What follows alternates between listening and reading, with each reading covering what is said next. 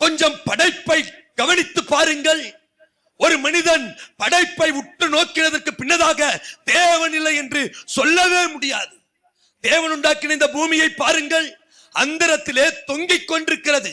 இந்த பூமி தானாகவே அந்தரத்திலே தொங்க முடியுமா? இந்த பூமிக்கு வெளிச்சம் கொடுக்கும்படியாக தேவன் உண்டாக்கின சூரியன் எவ்வளவு பெருசு தெரியுமா?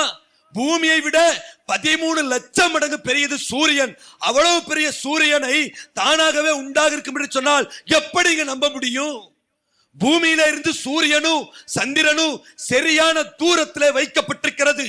இன்னும் கொஞ்சம் சூரியனும் சந்திரனும் பூமிக்கு அருகாமையிலே வந்தால் பூமி ஒன்றுமில்லாமல் பஸ்பமாகிவிடும். சூரியனும் சந்திரனும் அதுவே தானாக சரியான தூரத்திலே வைக்கப்பட்டிருக்கிறதா? யோசித்து பாருங்கள். இவைகளெல்லாம் ஒருவர் உண்டாக்கினார். அந்த பரிசுத்த தெய்வத்தை குறித்து வேதாகமம் சொல்கிறது, அவர்தான் காற்றையும் சிருஷ்டித்தவர். நாம் சுவாசிக்கிறோம் அல்லவா காற்று, அதையும் அவர்தான் உண்டாக்கினார். தேவன் மாத்திரம் தான் உண்டாக்கின அந்த காற்றை 2 நிமிடம் வாபஸ் வாங்கிவிட்டால் போதும், உலகத்தில் இருக்கிற அத்தனை மனிதனும் செத்து மடிய வேண்டியதுதான்.